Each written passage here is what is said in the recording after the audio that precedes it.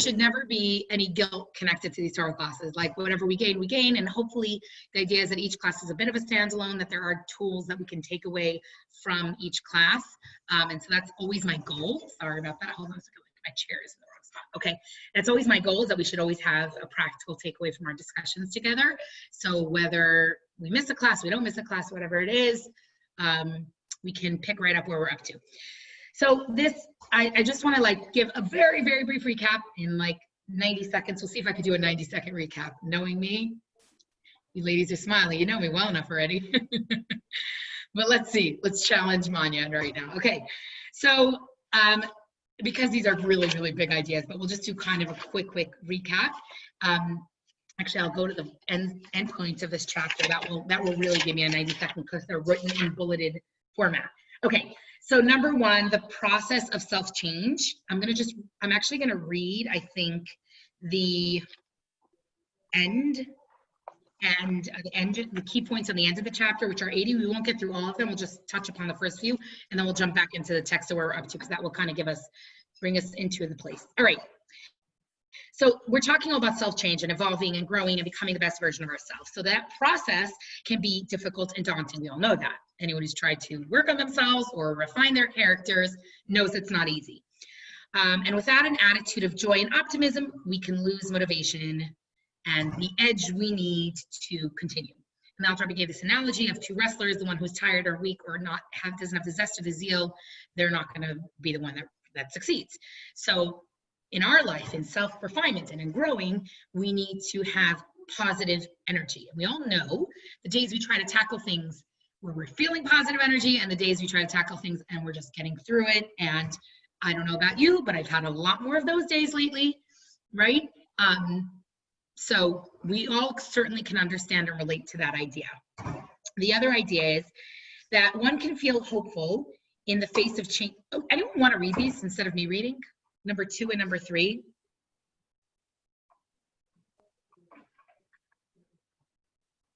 Anyone want to read? What page are you on? Sorry, page 80. Okay.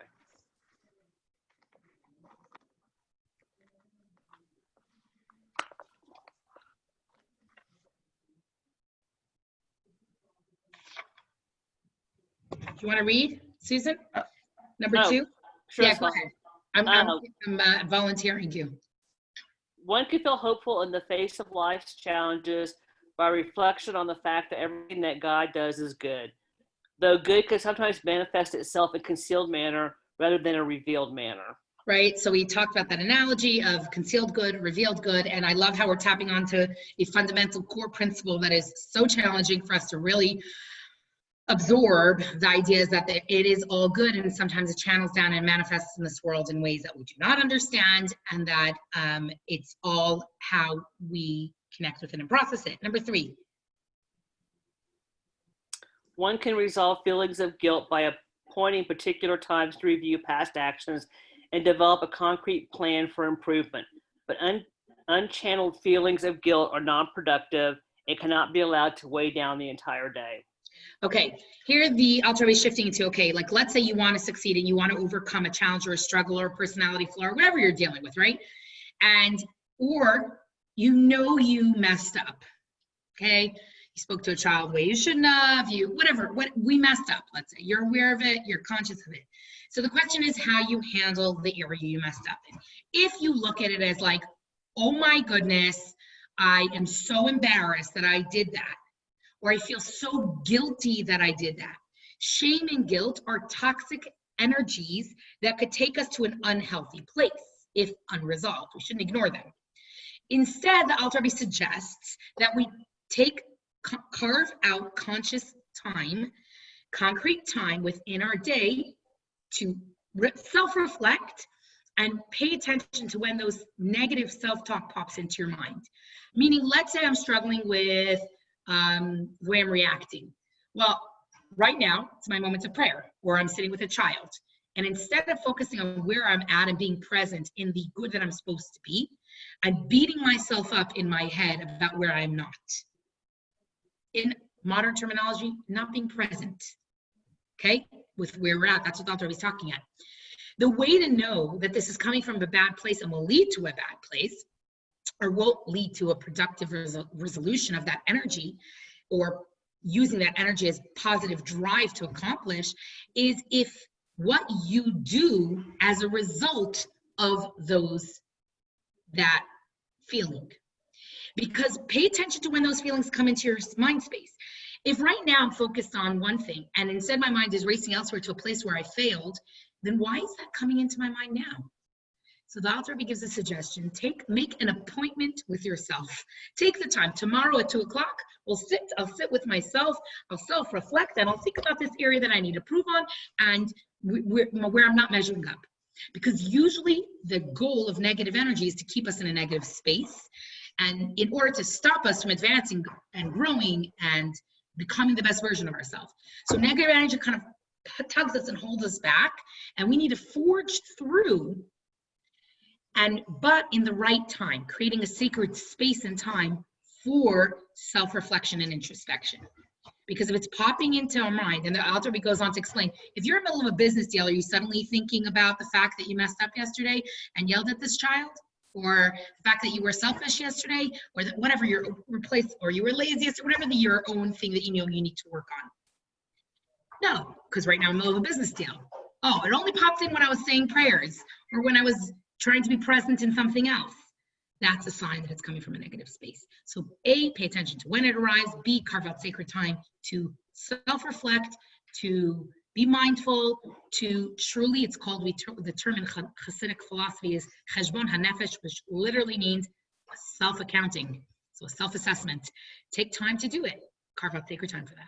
It doesn't belong when you're in the middle of going for, you ever had it where you're going for, sometimes I'm going for a nice walk with my husband and I want to be present and centered and focused and my mind is racing on everything else. No. Right now what I'm doing, going for a walk together with my husband, is sacred. It's powerful. It's important. So we got to check in with ourselves when it shows up and what that emotion leads us to do. And we got to make sure that we're able to use it to the right thing, because we just beat ourselves up.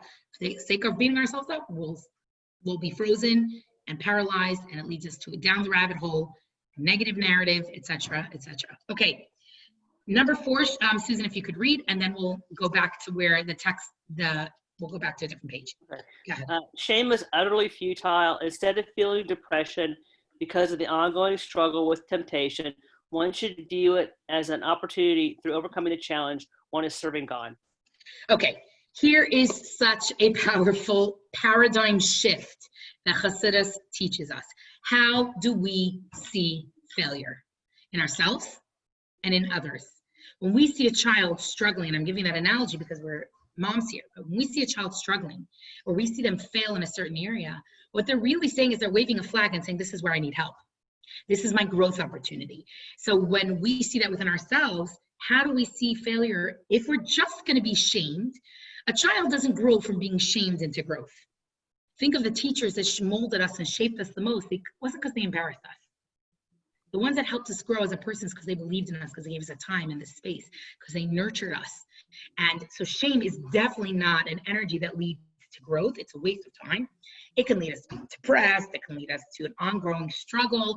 And the Alter Rebbe, actually, in the last one, we talked about this vicious cycle of feeling shame, and then it leads to an emptiness and a guilt, and then it leads us to indulging further. And it's like this vicious cycle that kind of takes us into a negative space. And then that's when we'll jump back into the text. So let's jump back in to page 71, if you don't mind. If you have your book in front of you, jump back in to 71.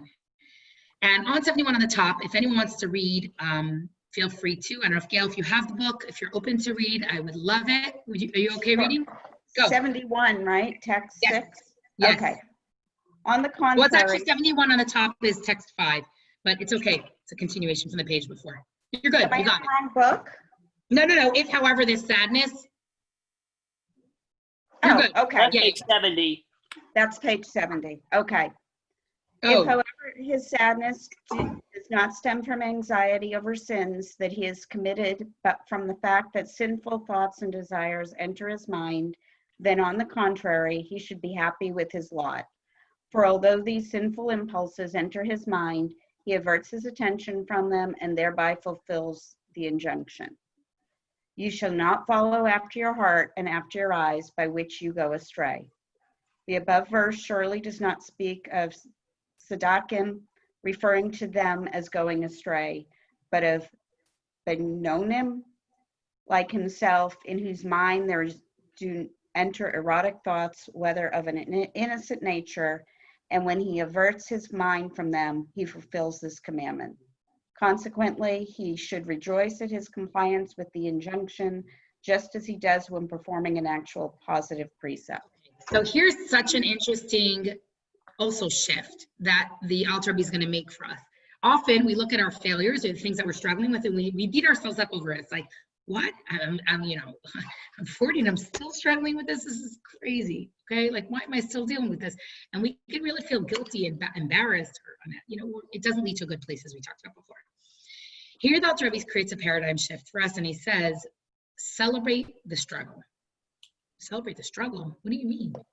Alter Rebbe, and I'll give you this example. I was speaking in a high school, and a girl wrote, it was an open Q&A session, and the girl raised her hand, and she said, what if you keep making resolutions to grow as a person, as a Jew, as a young woman, as a daughter, as a sister, as a friend, whatever, you keep trying, and you keep failing. You can't override or overcome this struggle in a specific area. What do? Do you just give up, forget it, it's not working?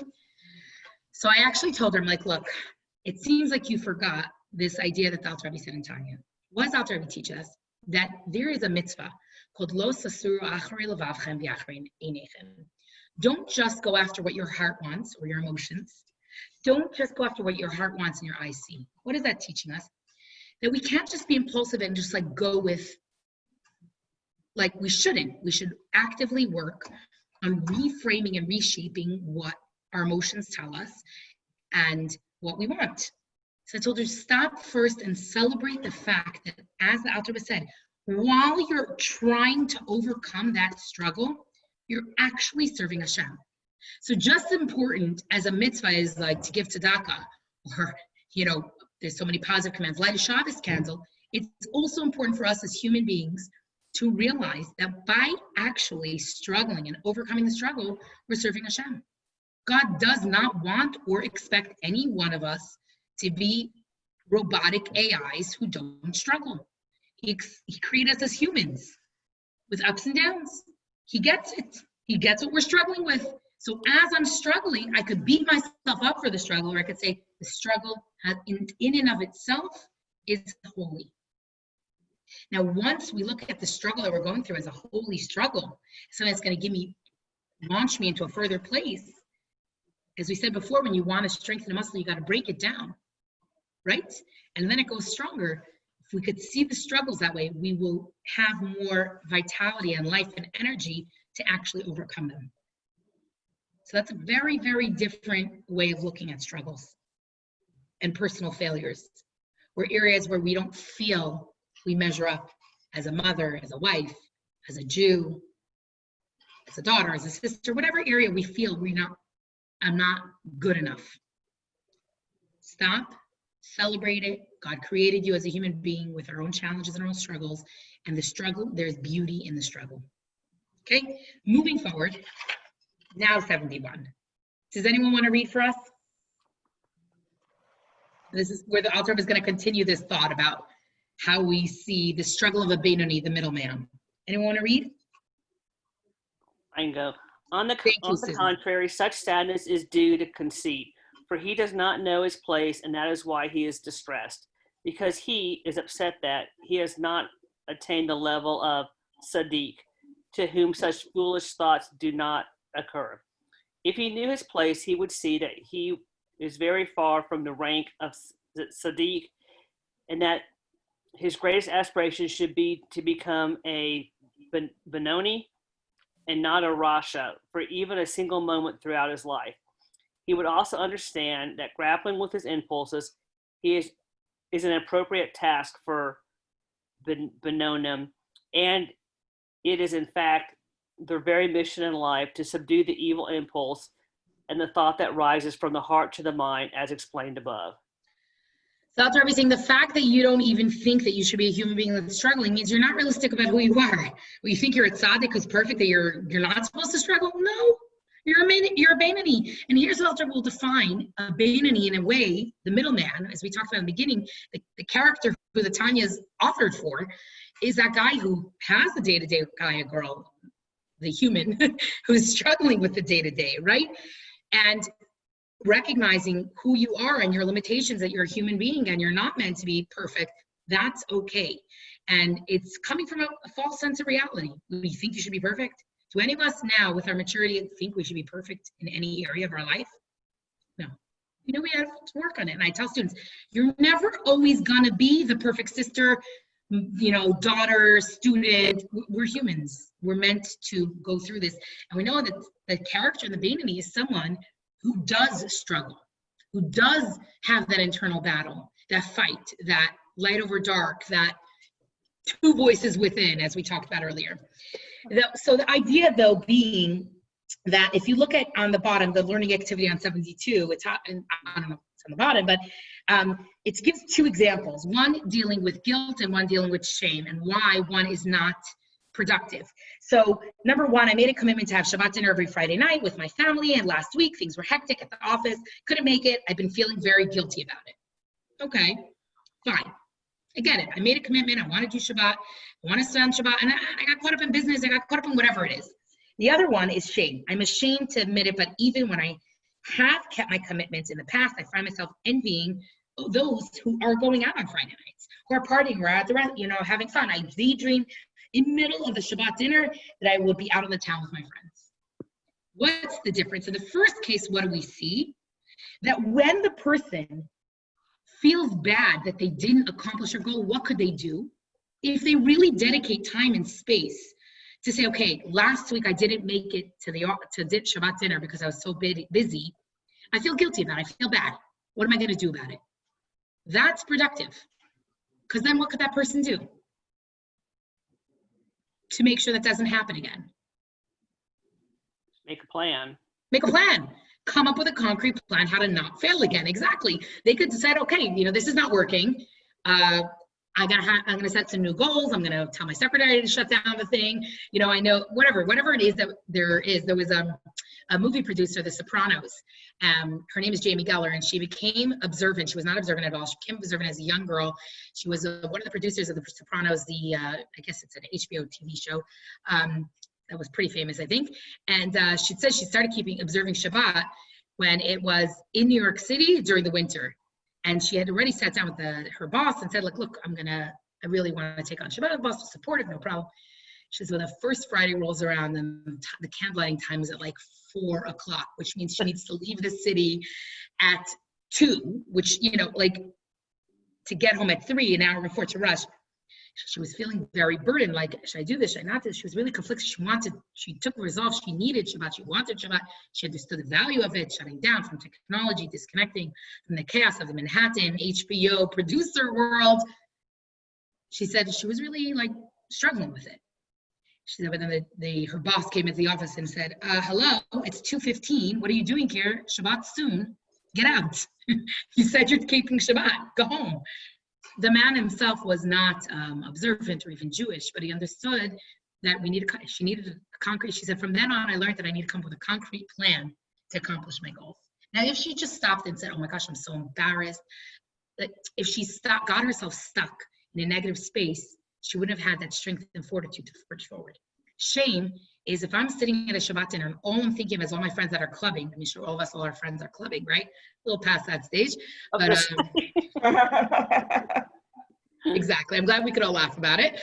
But if I'm so busy focusing on the fact that everyone else is doing better, by the way, I think in our own lives, when we look at everyone, sometimes I see this people posting on Instagram, they're family is walking in harmony through a park, and they're doing all sorts of quarantine. They're pickling and they're, I don't know what, quilting, and we're we're eating, we're trying not to fight, we're just humans, right?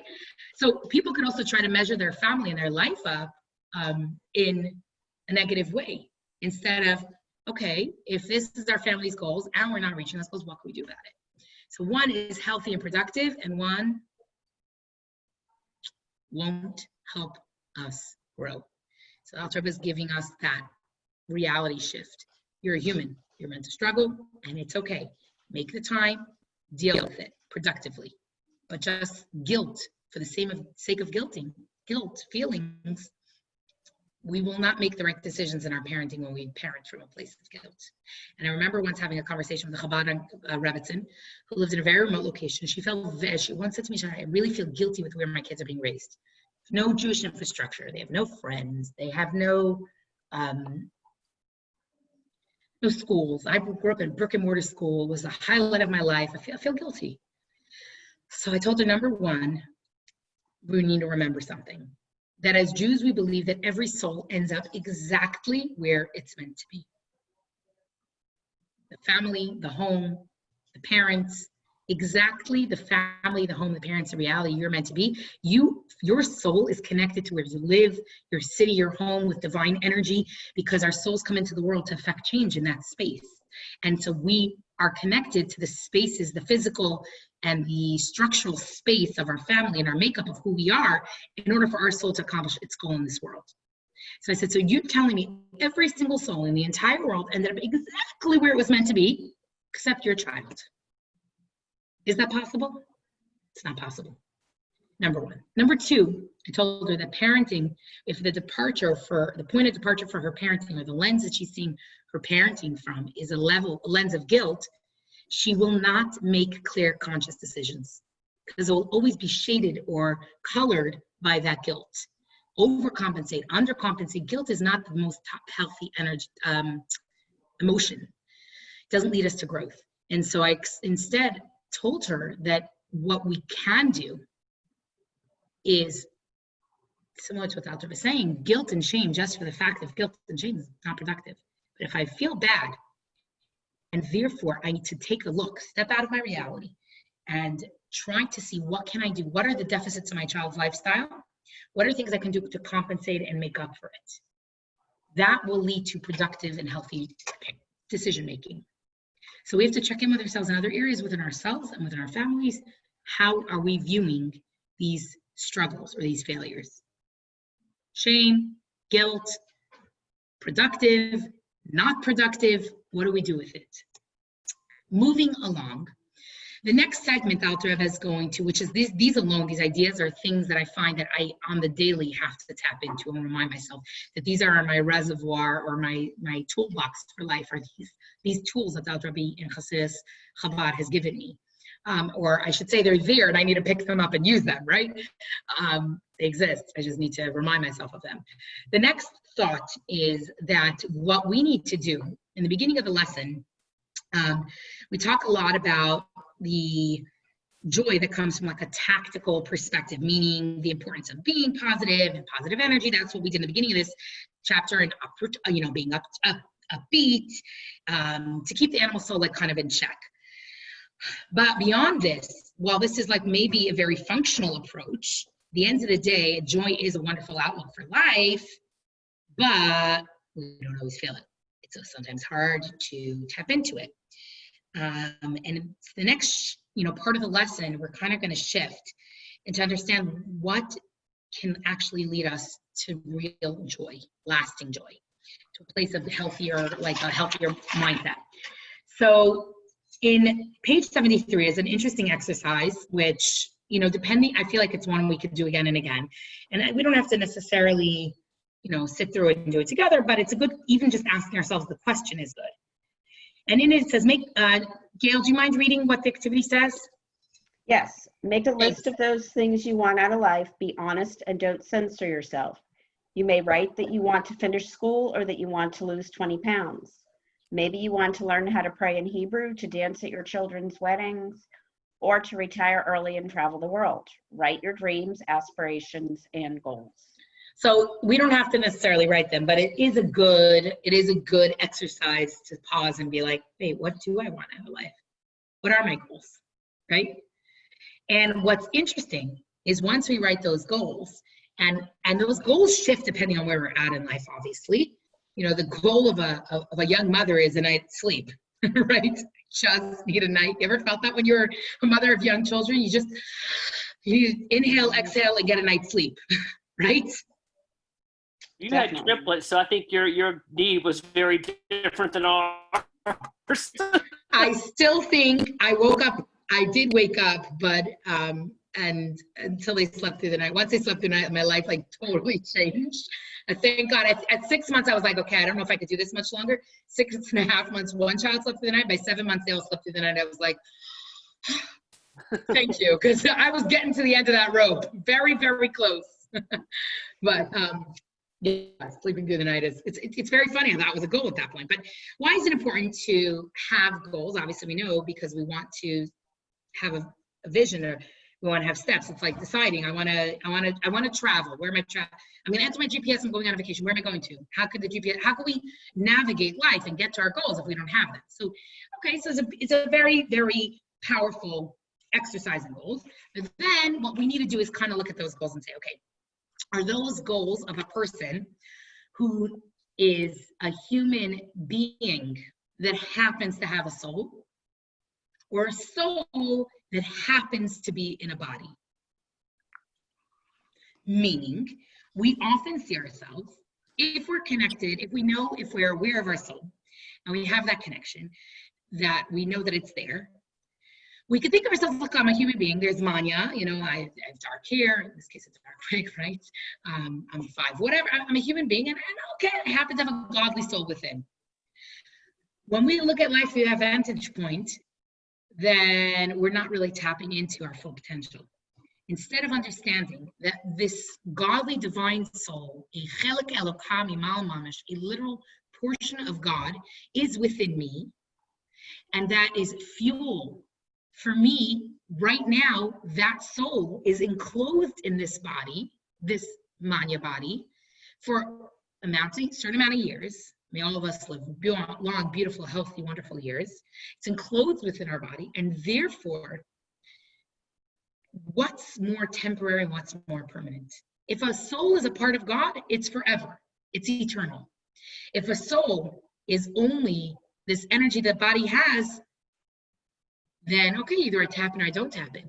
But when I shift my mindset, and that's where the next quote in text 7 is going to be on page 74, when I shift my mindset to understand that I am not just,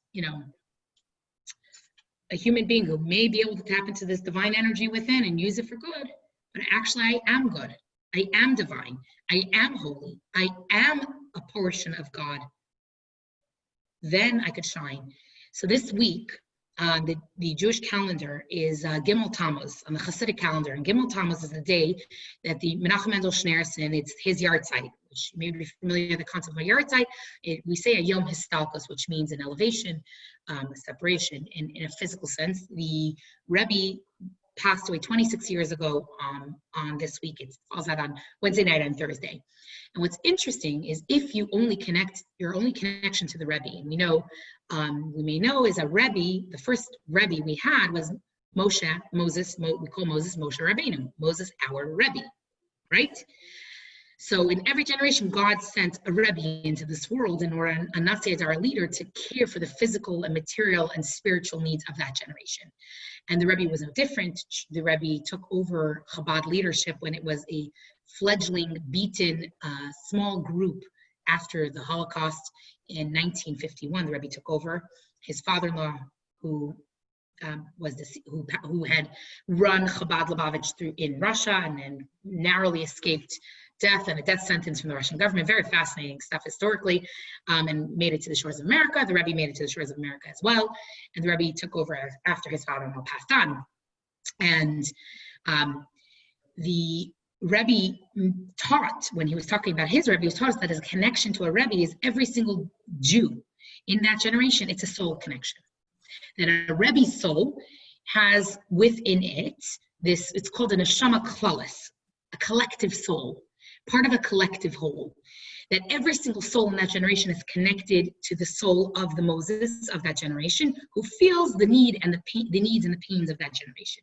Now, when we tap into our connection that we have to the Moshe of that generation, then we can actually receive blessings. And the Rebbe uses in in one of his talks explains that the Jews in the desert, where do they get the manna from? Where do they get the clouds of glory that protected them from all the elements and enemies? Where do they get the water from?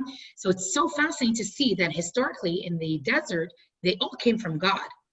But actually says it was really in the merit of, the water was in the merit of Miriam. The clouds were in the merit of Aaron. The manna was in the merit of Moses.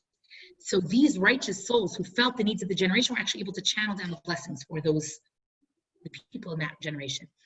And often we could think maybe, okay, that's great that you're a Manya, you're a Chabad Rebbetzin, and so that you feel that connection.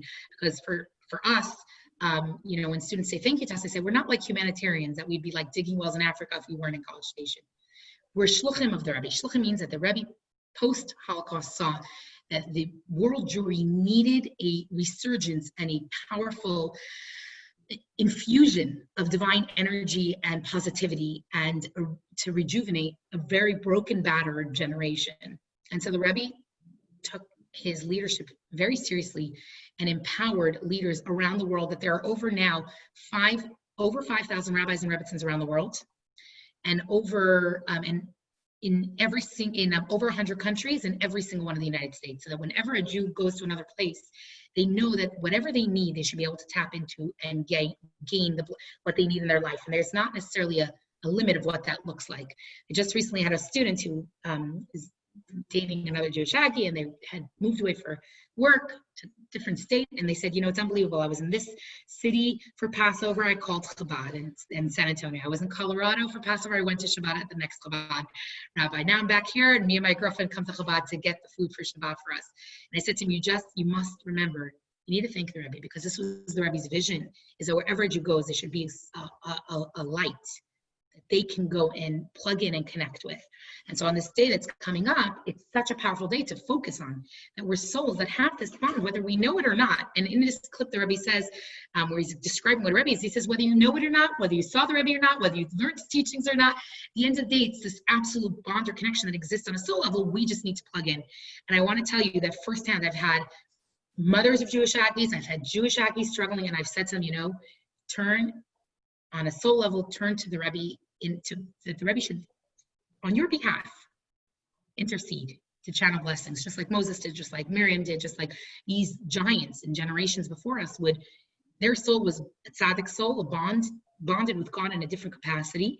And so we have this pipeline that we can plug into and gain blessings from. But that's when we remember that we're souls, we're godly divine energies, and we can tap into blessings that exist in our lives. Okay. Moving forward, if anyone's curious about that, we can have a separate discussion about it, because it's a very unknown, fascinating, people kind of scratch their head at what is Chabad and what is the Rebbe and why do they have his picture everywhere they go. Our UPS guy used to think it was my grandfather. He's like, your grandfather's such a very good looking man. And the picture of that rabbi, is it your grandfather or Rabbi's grandfather? It's more like a father figure to us, a mentor for us. Let's look at text 7, because it's going to kind of describe this paradigm. Can anyone read text 7? I will. Thank you so much.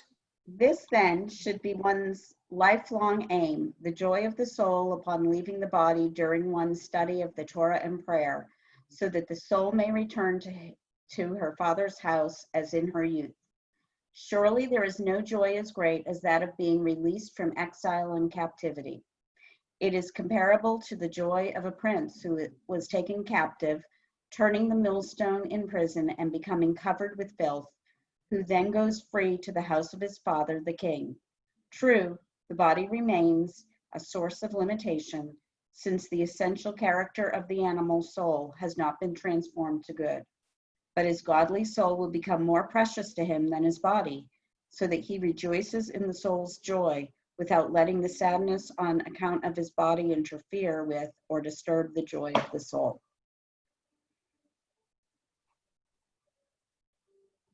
Any thoughts about that? Any thoughts about this? It kind of seems a little bit abstract. It can seem a little abstract. Any thoughts about it?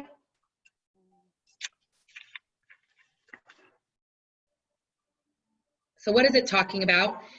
That our souls that come into our bodies, they may feel like they're captive within us. Day to day, I don't know about you, but we're not always all the time celestial and spiritual. Sometimes we're cleaning up the kitchen and the dirty dishes. Sometimes we're metaphorically in the mud, in our own lives. And what we need to remember is that the body may limit us, but the essential character of the animal soul has not been transformed because the animal soul has not been transformed to good, but the godly soul is precious. And we have to rejoice in the fact that we have this godly divine soul within us, and we shouldn't be frustrated with the limitations that our day-to-day mundane life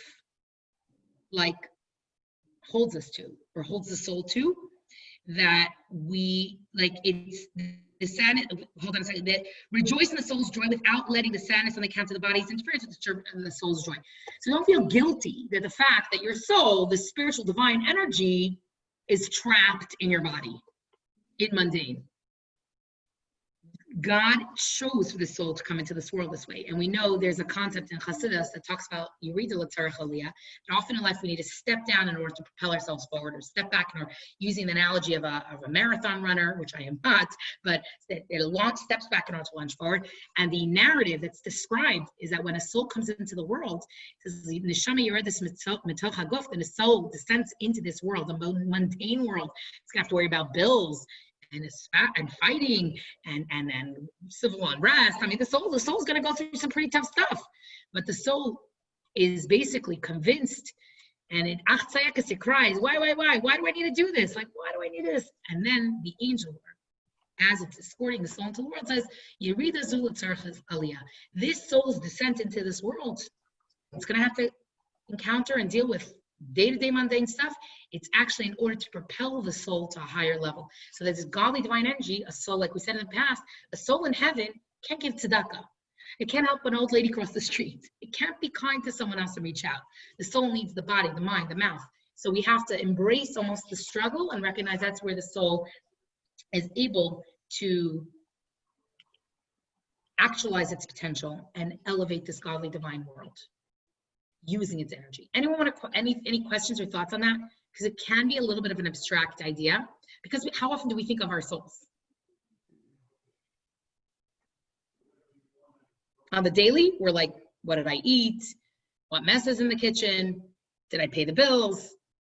There's a lot of distractions from plugging into our souls. But we recognize that that's part of the day-to-day, and that we have this godly divine soul. Any questions or thoughts on this idea before we move forward? Because we're going to kind of shift into a different category within this. So anyone, any questions on soul talks? No questions off limits. Feel free.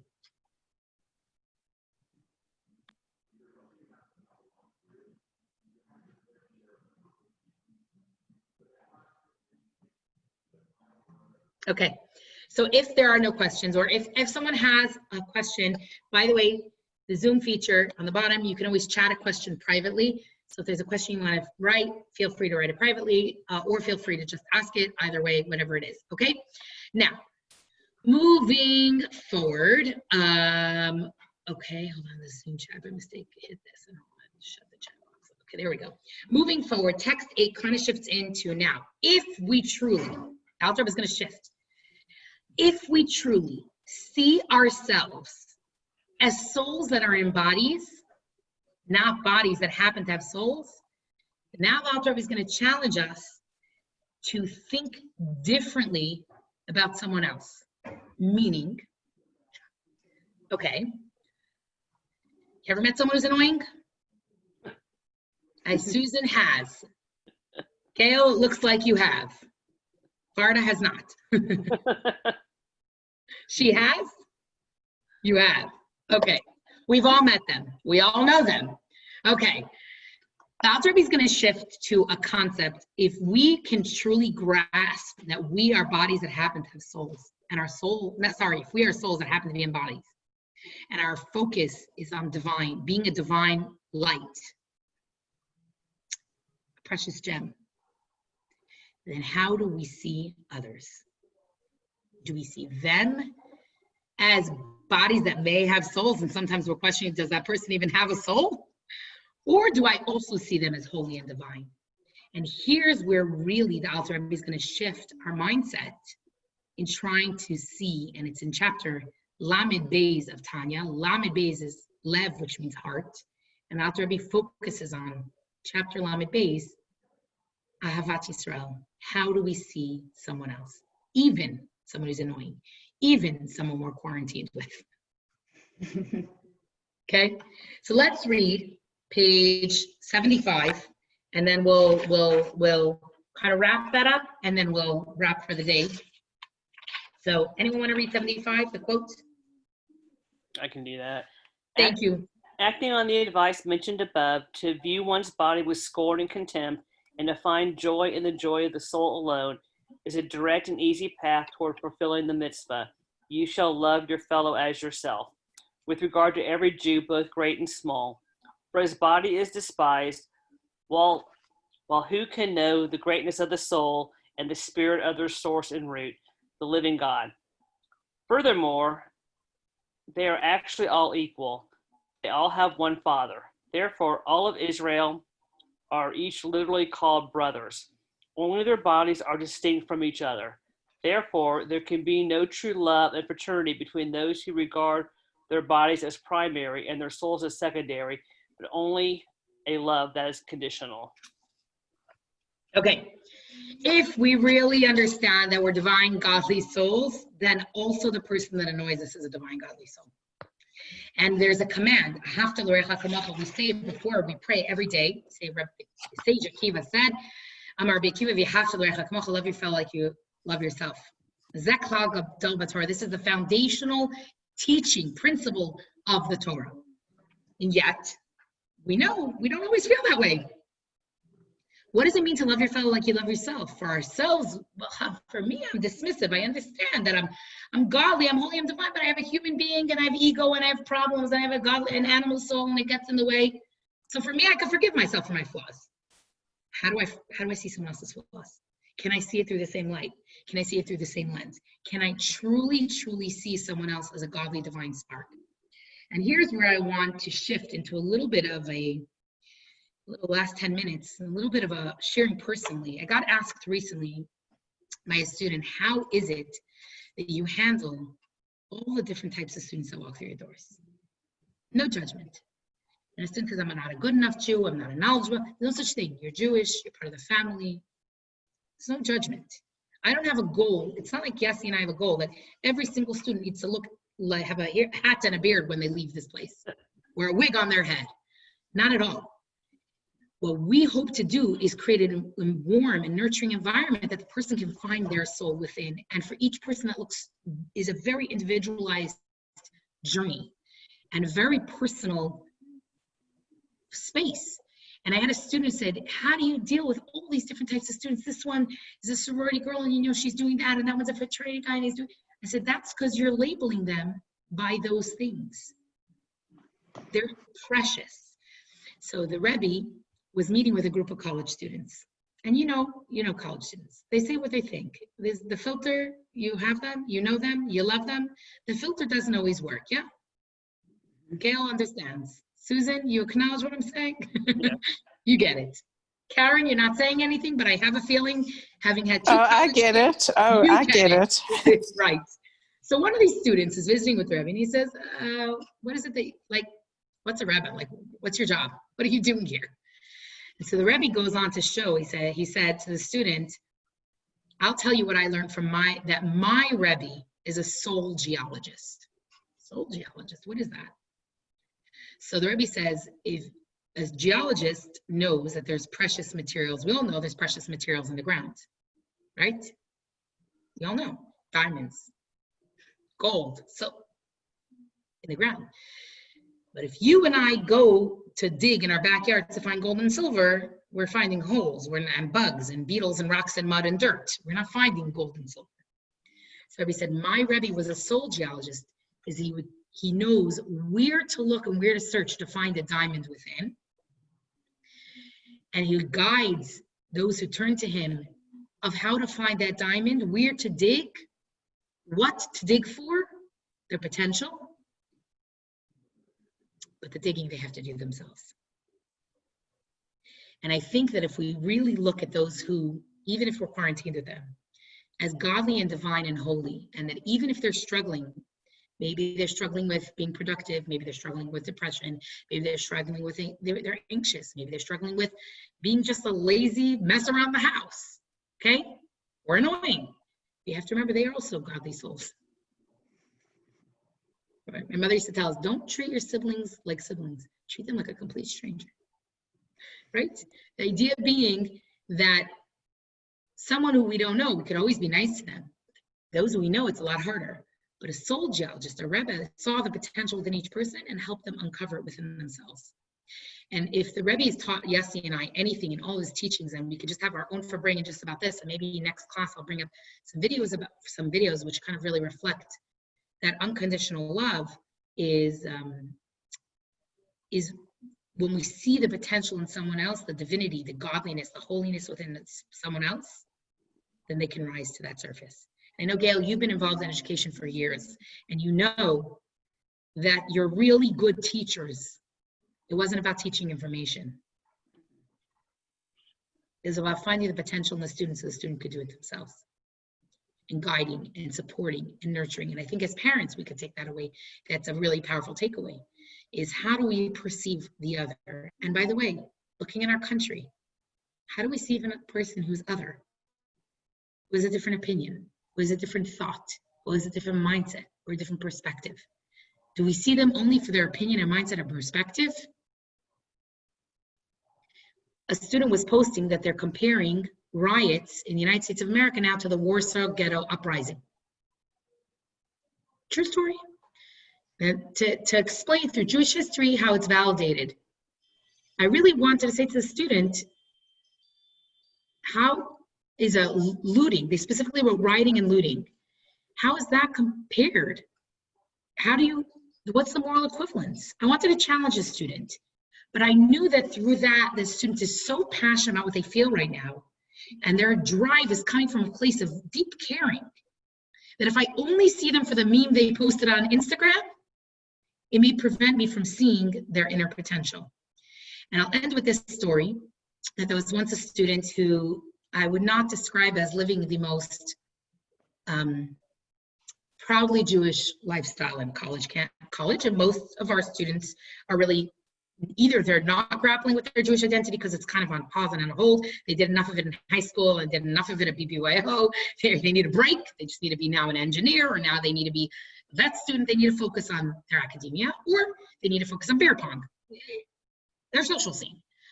And there was once a student who definitely was not known for his strong, proud, aligned with Jewish values lifestyle.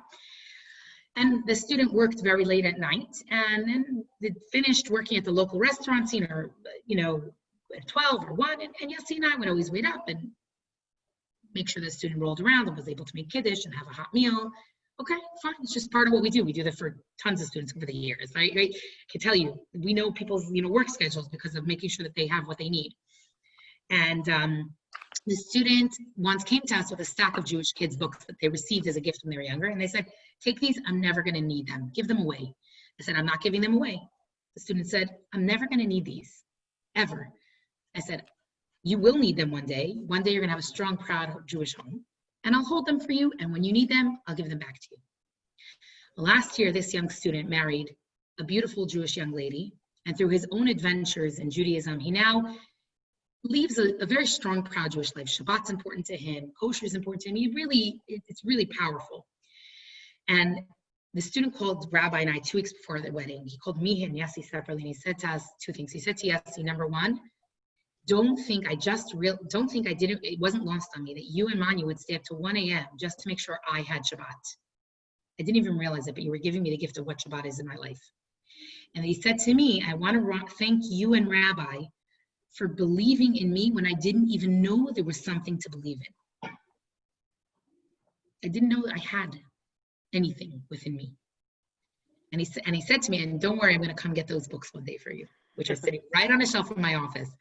So the power of believing in someone and seeing the soul and not the external behavior, not the external layers of mud or dirt, but trying to see the godliness in the soul and the potential within someone else is a life work.